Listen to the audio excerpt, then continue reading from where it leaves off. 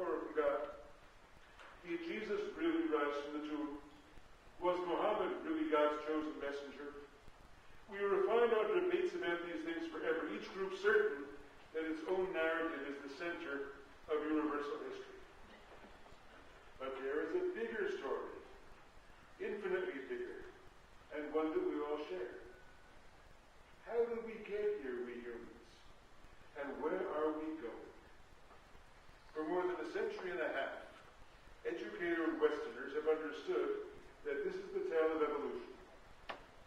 But we religious folk, the great tale-tellers of our society, have been guarded and cruel toward that story, and have hesitated to make it our own. The time has come, I believe, to embrace it and to uncover its sacred dimensions. And maybe just another 2 sentences to tell you how I understand evolution.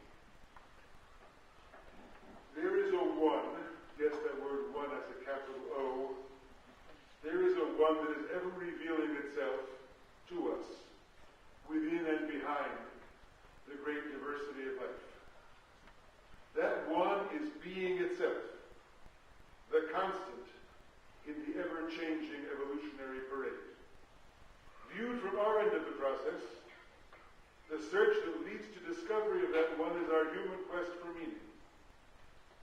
But turned around, seen from the perspective of the constantly evolving life energy itself, evolution can be seen as an ongoing process of revelation or self-manifestation. We discover, it reveals. It reveals itself to us, we discover. As the human mind advances, from our point of view, understanding more of the structure, process, and history of the ever-evolving one, we are being given, from its point of view, ever greater insight into who we are and how we got here. That one, the underlying force of being that enters into and undergoes the evolutionary process, is what I mean by God. I do not think of it being transcending or living outside the universe, being over against the universe that creates a universe other than itself. I have not believed in that kind of God since I was perhaps 18. When I discovered I no longer believed in that kind of God, but I was still a religious person, my quest for an alternative language, for an alternative theological vision really began. I discovered the Jewish mystical tradition when I was about 20, and that really set me on my path of who I became and what I have done. In some ways, my reading of evolution can be seen in a certain way as an updating of that Kabbalistic legacy. By God, I mean the one that enters into that process. Evolution is the garbing of that one in infinite forms of existence. It resides within every life form, every existence form that is. And it binds them all. The Hebrew word for God, the Hebrew word we usually translate Lord, Yud-He-Vav-He, of course is a much better word to use than the English word G-O-D. G-O-D, after all, comes originally from the Nordic traditions, from Norse or Anglo-Saxon mythology. It was then used about the various gods of Europe, and eventually came to be applied to the biblical God once the tribes that spoke that language were Christianized. Yud-He-Vav-He has an entirely different meaning, of course. It is an impossible conjugation of the verb to be. If I have my blackboard here, my Hebrew blackboard, I put Haya, Hoveh, and Yihiyeh on the blackboard. Was, is, and will be. I smush them together into a form that doesn't exist, and I get Yud-He-Vav-He. It should really be translated was, is, will be, and not G-O-D. That which was, is, and will be. That which is, so you say the eternal, but that doesn't capture it. It doesn't capture the dynamism of was, is, will be all at once. It's not a noun. It's a verb artificially arrested in motion. It's It's not a noun. It's a verb artificially arrested motion.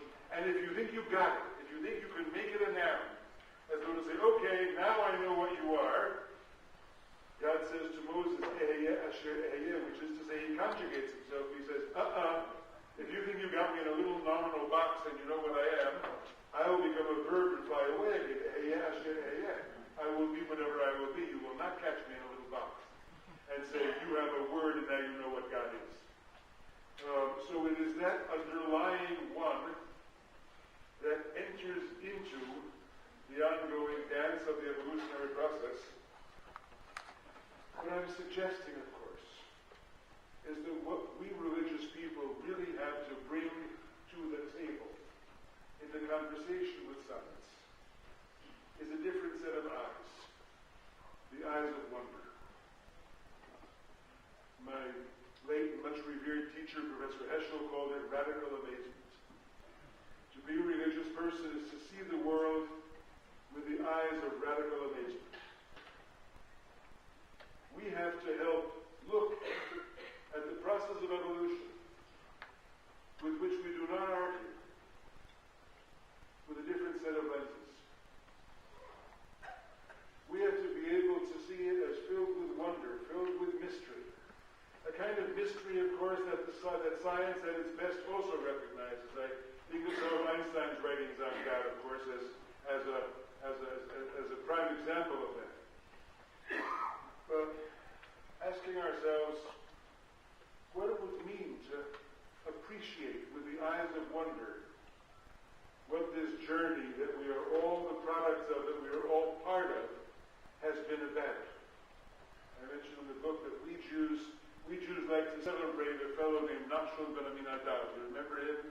He was the first guy to step into the Red Sea, and the sea didn't split until it was up to his neck, and he was a great hero for that, brave man. But what about the first creatures in our history, meaning in our species history, that came out of water and stepped onto dry land? How did they do it? How did that happen? We began to have amphibious creatures. How did it happen that from one-celled animals, large creatures emerged that eventually could live on land?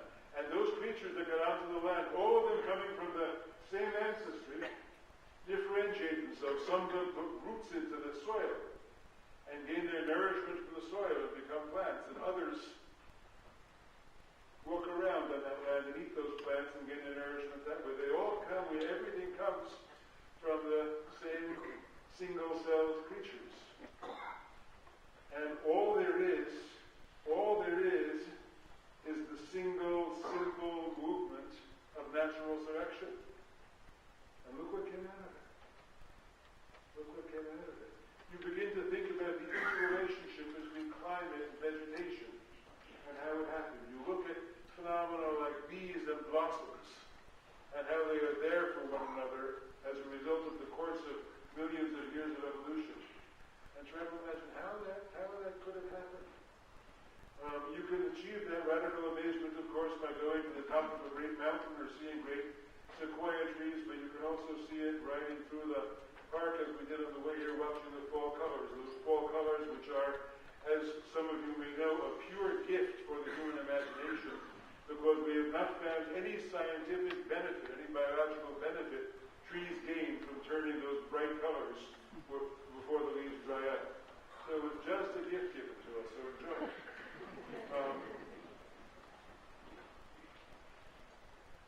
Hebrew thought understood the existence of the world as miraculous. Greek thought understood it as natural.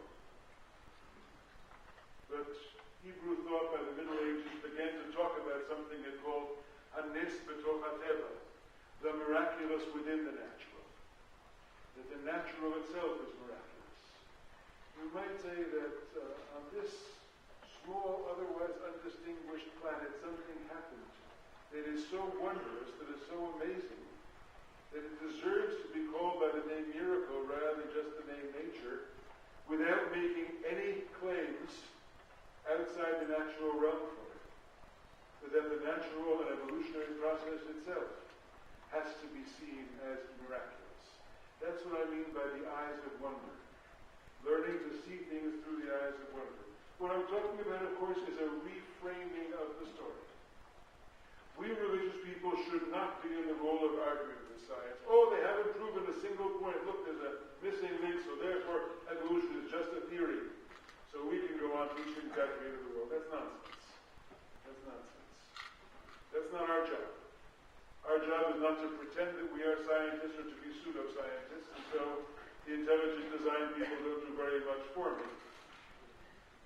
But not to disclaim, not to argue, but to change the nature of the conversation because of the different set of eyes that we bring to it.